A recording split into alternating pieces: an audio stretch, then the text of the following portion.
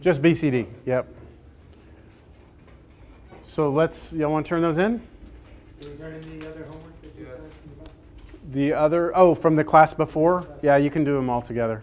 Let's do 2 piles. You know what? Yeah, let's do 2 piles. Let's do them right here. No one usually sits here, right? No. Okay. So let's do 2 piles. I got mine all on one paper. If it's all in one, that's okay. Just be careful for the camera, okay? It's like perfectly situated.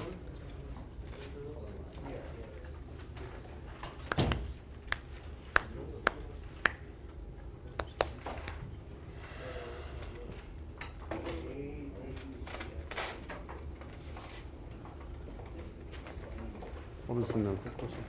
I just couldn't tell if it was asking for this or inside here when it's this way, or when it's going. Because I have an example when it's Move everything to going. one side. So Well, no, you no, move- no. I'm talking about what notation are you asking for out here, or is it asking for in? Oh, well, that's what you have to determine. See, when you move this to the other side, you have what was it? 4x cubed minus 64x must be greater than or equal to 0. Right. So this is the thing you graphed, Right. and you're saying greater than or equal to 0 means the stuff that's above. Oh. Okay. I think you might be missing that concept, Okay. but Okay. then again, well, no, you got that. I got this part, but this part's wrong. Yeah, that part's wrong. Yeah, don't worry about it. I mean, this is why we do it, to learn from it, and then that way when you come take the test, you're ready. Okay, anyone else? Last call?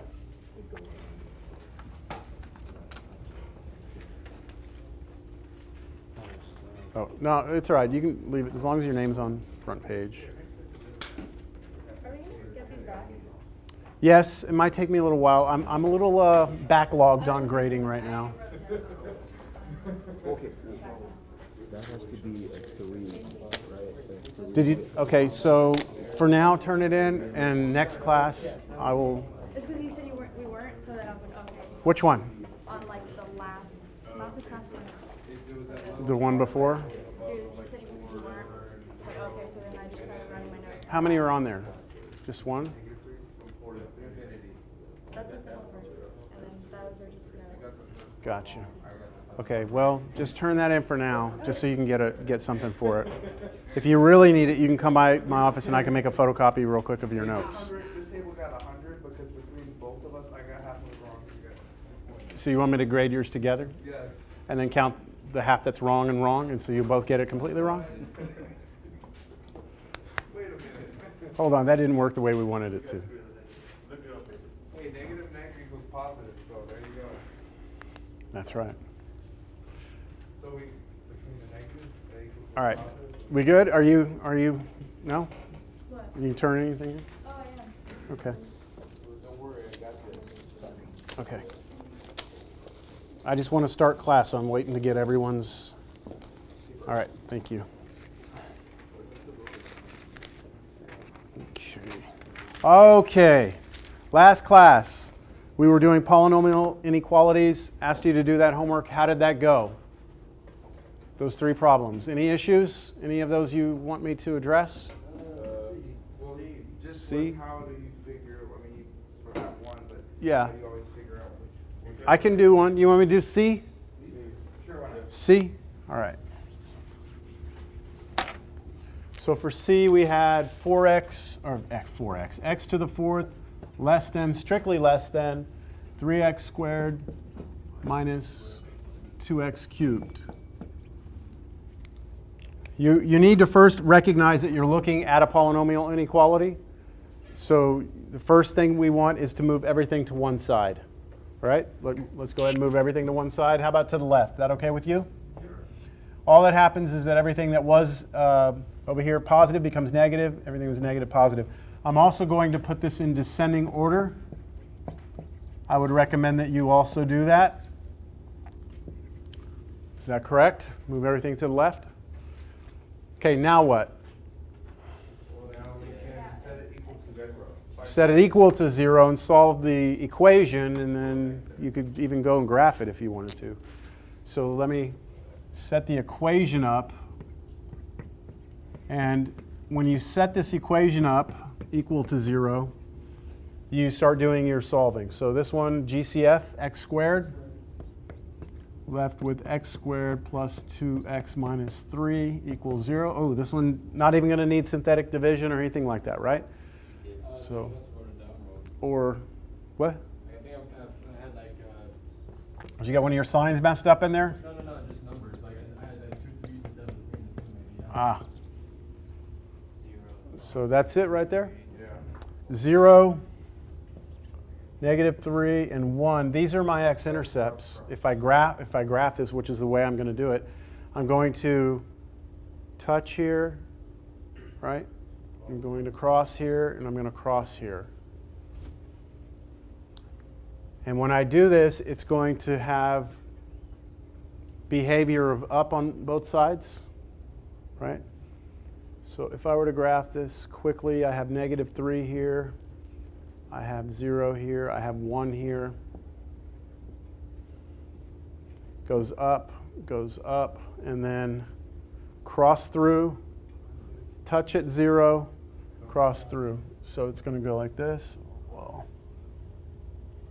something like that. Close enough. Yeah? Now, we have to go back now and look at what the problem was actually asking us to find, which was not where it's equal to 0, right? We wanted to know when it was less than 0. So less than 0 means below the x-axis. Our graph is below the x-axis here and here, right? What about at -3? Are we below the x-axis at -3? No, we're on the x-axis at -3, right? Are we below the x-axis at 0? No, we're on the x-axis. So we do not want to include -3. We do not want to include 0. We do not want to include 1. But we want everything in between. So our answer, solution set for this, should be -3 to 0 union 0 to 1. That's it. Do you have to do the union because You can't skip over 0. you just can't do You can't go from -3 to 1. And the reason is because then you would say 0 works. But if I plug 0 in here, you get 0 is bigger than 0. And that's not true. So just be careful with that little subtlety. That's, I think, why I gave that problem, is just to see how you would deal with that exact situation.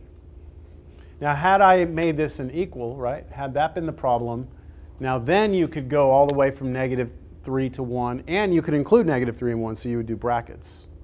So it would look more like this, -3 to 1. Make sense? Okay. Now, any questions on, I'd sent an email with some problems that you could go practice if you wanted to. Anyone have, you said you had some, no? You got it? Okay. So we're okay? Yeah, you got all those, no problem? Yeah, just like, I just messed up all of them. That last part. Okay. I was like, I thought you wanted to get rid of it. All right, so we are going to continue this section today. Well, you know what? No, we're not going to do the second part of this.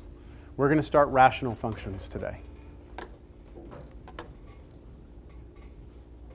So where are we on the calendar, just to make sure we're all on the same page?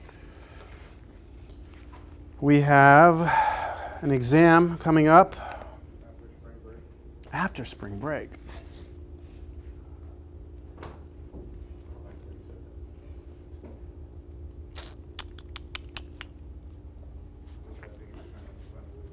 Do y'all want to do it after spring break or before? You want to do it before?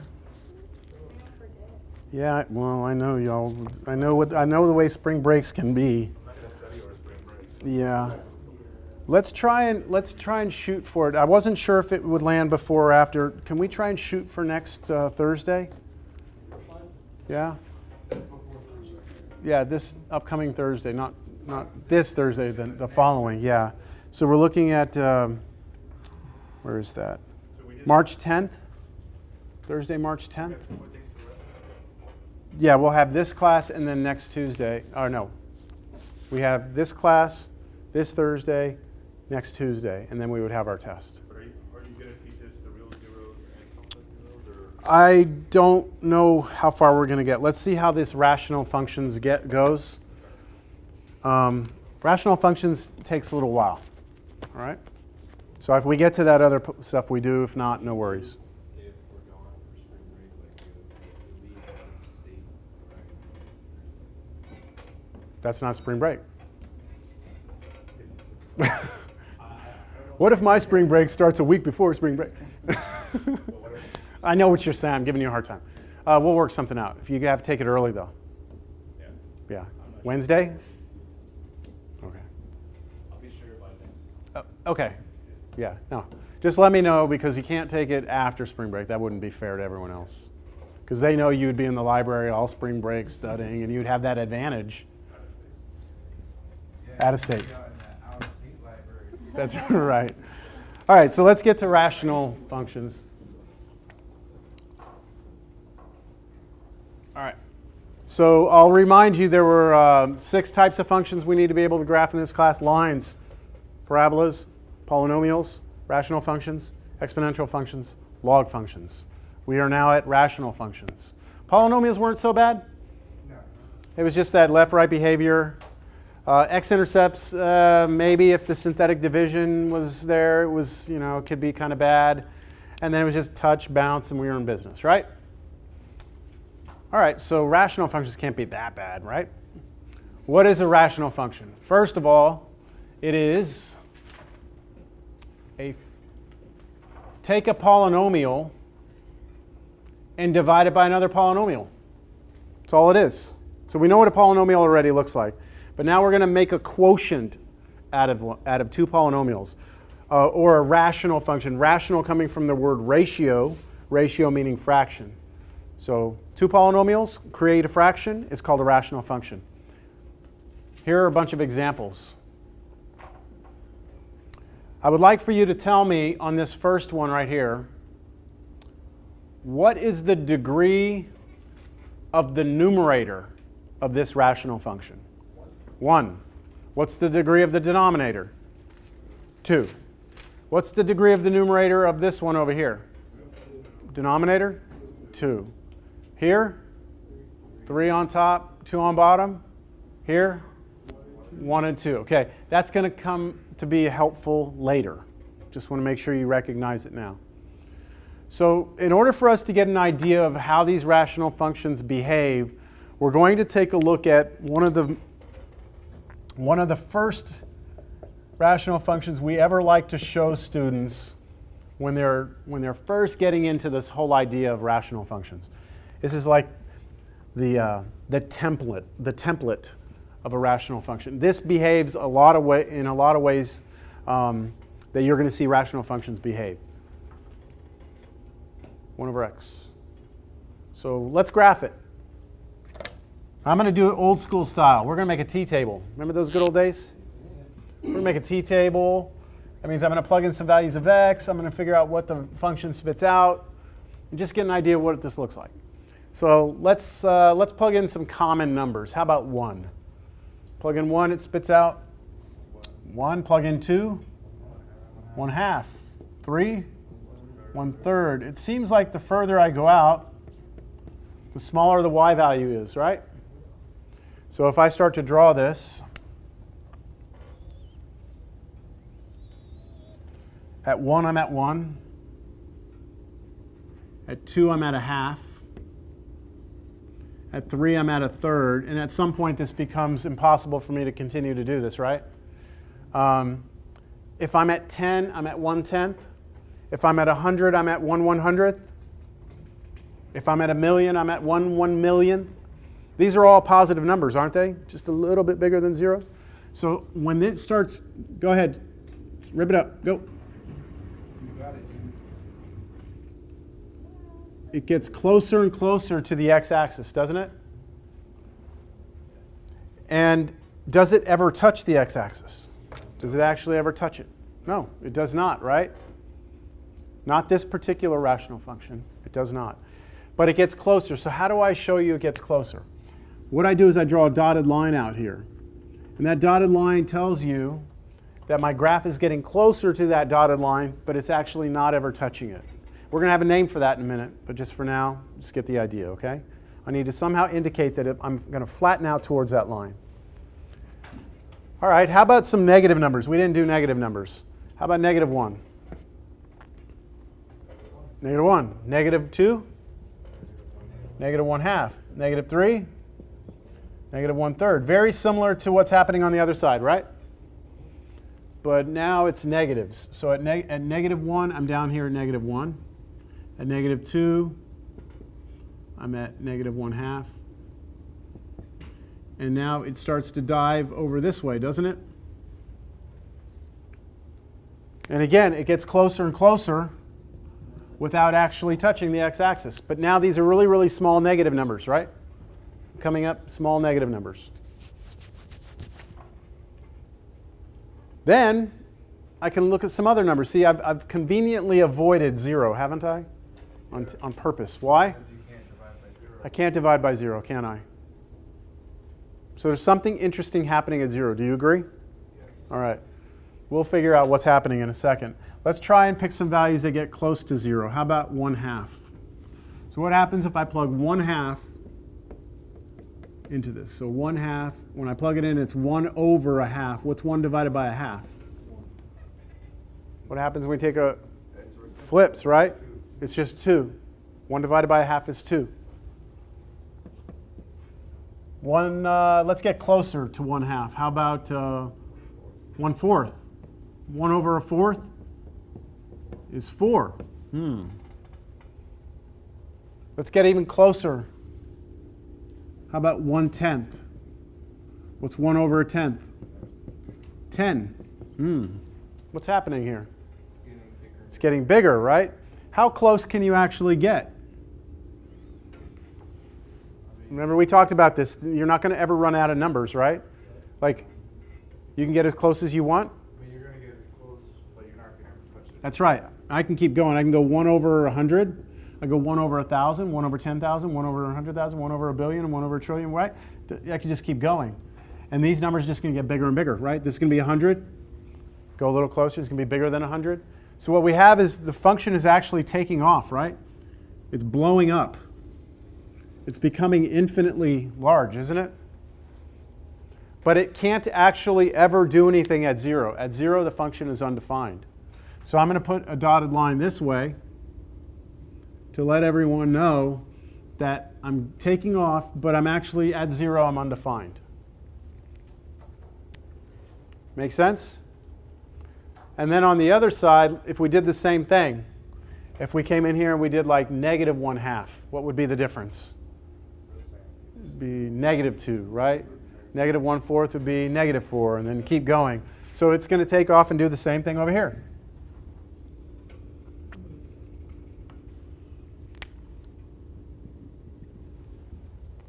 Does that look like a polynomial function to you?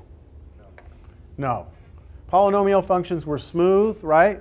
We draw them without picking up our pencil, nice curves to them. Now this one does have some curves, but look, I cannot draw this without picking up my pencil, can I? When I start drawing this, if I keep going down, I have to go forever, so I'm going to be here forever, right? And then at some point, which I'd have to pick up my pencil and come over here and start drawing. So this is not like a polynomial, agreed? So because this has some important characteristics, I'm going to name the things that are important on here. This right here is a line, y equals some number. Right? Horizontal lines have the equation y equals a number. Y equals 0, y equals 5, y equals 2. Right? It just depends. Y equals, I don't know why I was, y equals 0, y equals 5, y equals 2, y equals -10. Right? It's just a horizontal line. This is y's number. This is called a horizontal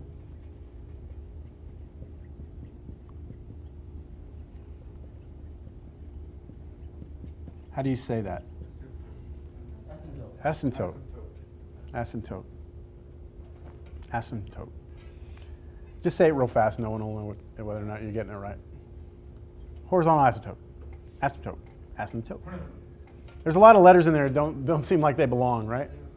Okay, horizontal asymptote. Then this, so this is also the horizontal asymptote. Notice if I extended the dotted line all the way through, right? If I did, it's the same line. Okay. And then this one we call the vertical asymptote. And this has the equation x is a number. Vertical asymptote.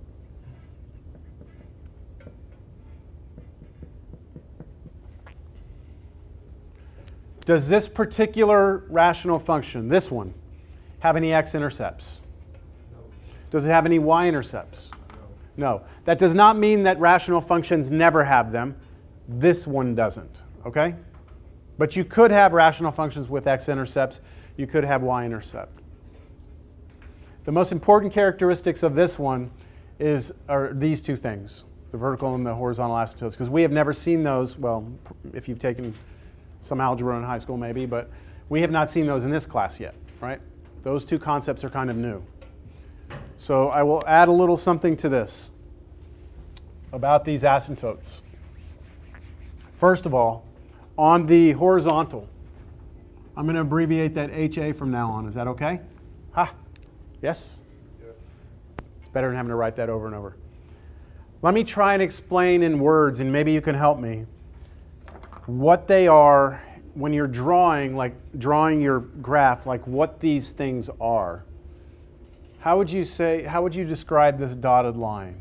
Horizon. Okay, so it's horizontal. It's a horizontal line. The space between the two. Like if I'm drawing my function, can I just go up here? Like what am I supposed to do? If you see a dotted line there, what am I supposed to do? Go closer to it, right? So I like to think of it as like almost like a magnet that like pulls your function towards it, draws your function nearer. Do you see as I'm drawing this way? My function is going towards that dotted line. Same thing here. That's what horizontal asymptotes do. They draw your function towards them. So these are dotted lines, dotted, horizontal,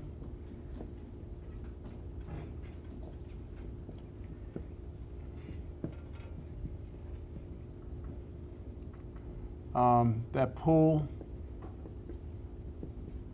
function toward them.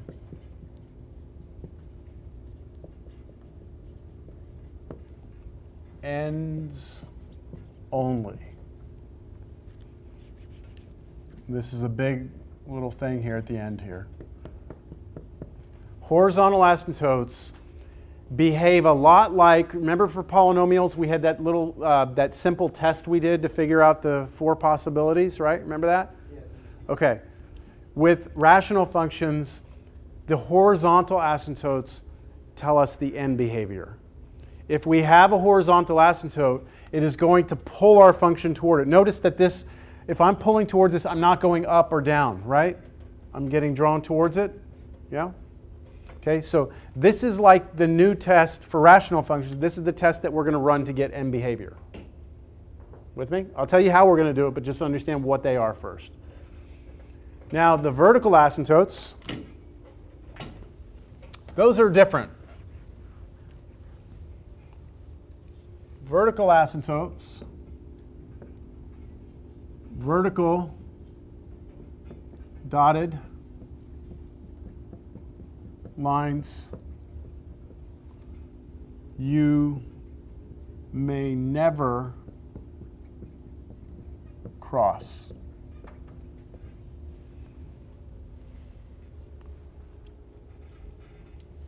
And they force the function. So what I want you to see here is like, imagine that I'm on the function, I'm walking along this, right? This is like, this vertical asymptote, notice that as I got closer to it, it forced my function to like go down, didn't it? Like I couldn't punch through it. The function actually had to make a decision. I'm either going to turn up or turn down, or I'm going to hit the wall and crash and burn. Yes? Yes? So this vertical asymptote acts more like a barrier that we can't cross. All right? And it forces the function up or down. All right, that's what those do. Now, I put on this one vertical dotted lines you may never cross. I didn't put that over here for horizontal. I didn't put you couldn't cross it. I wonder why I didn't do that. Because if you go 1 over x plus 1 minus 1, Yeah, you might cross the x-axis, but look, let me give you an example, and we probably won't run into anything like this in class, but later on, if you take more classes, you could have a horizontal asymptote right here like this, and your function could be doing this. And so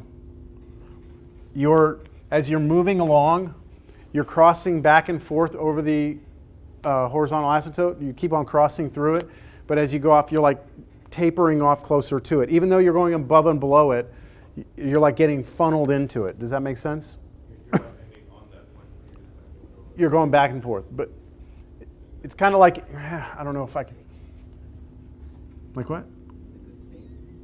Imagine a funnel. Y'all seen a funnel before? Okay, turn the funnel on the side.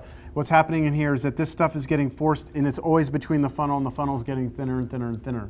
Even though it's oscillating back and forth, that makes sense? So that would still qualify as a horizontal asymptote. So that's why I don't say in here you can't cross it. All right? but the y can never, This one, the vertical, you can never cross. because you can't ever divide it through. Yeah, that's right, because then you'll have undefined, right? Okay. All right. With that in mind, let's see if we can take a baby steps here and try and graph one of these without me giving you the steps. So I'm not going to even give you the steps. I'm just going to work through this, and we're going to logically think through how we would go about it. So let's look at the first one there. Let's look at the function f of x is 3x plus 5 over x squared minus 2x minus 24. Okay, now rest assured, I will give you a set of steps. I will, all right? But I want to see if we can reason through this. I know it doesn't look exactly like 1 over x, the one we just graphed, but it has some things in common. Let's first talk about the things that we are comfortable with when it comes to functions, which would be like x-intercepts. Does this have any x-intercepts? We don't know yet. How would you tell if a function has x-intercepts? What is the standard protocol for set it to 0, right? Set it to 0? Yeah. So let's set this thing equal to 0. I'm going to step out and just grab some water in here, and I want you to think about how you would solve that.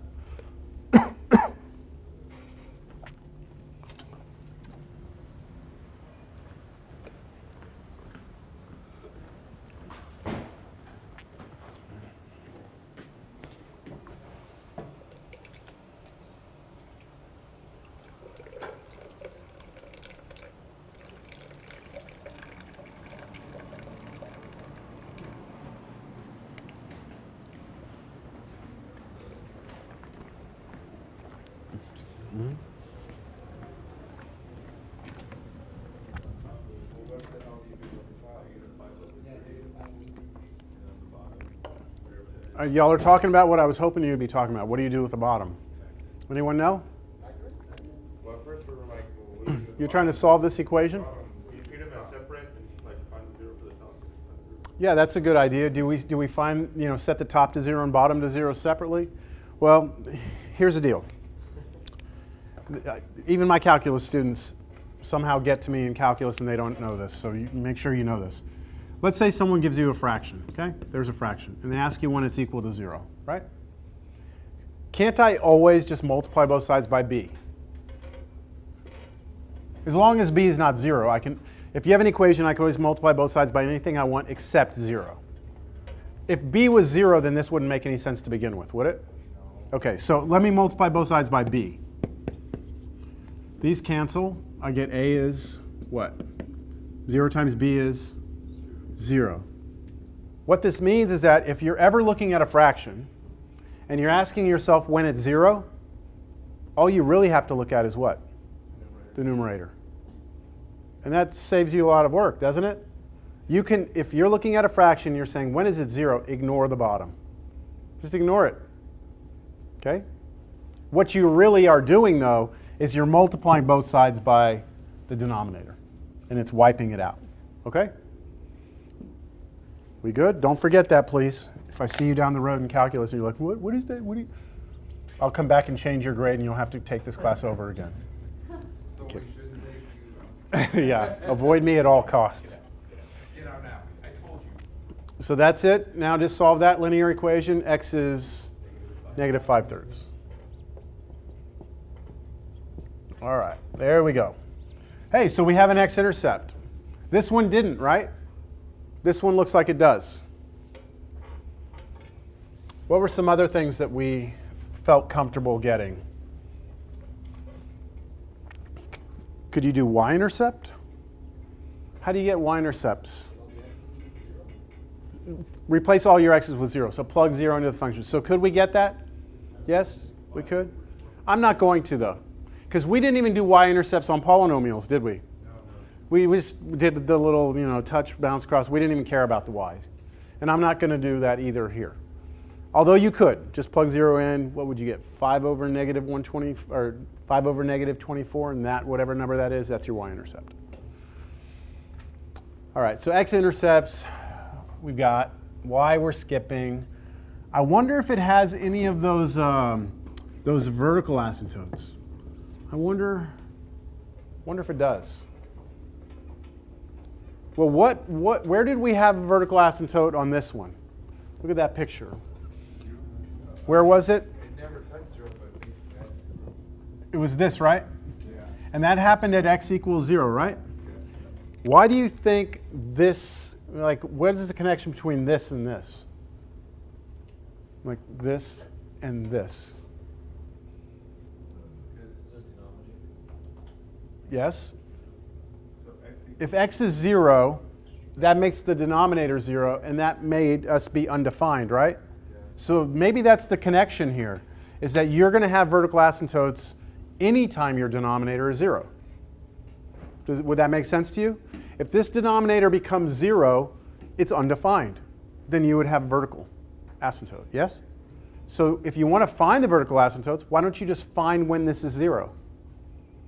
So this equates to just setting the denominator to 0. See, x-intercepts was the numerator, right? Turned out to just be the numerator to 0. The vertical asymptotes is just going to turn out to be setting the denominator to 0. So let's do that.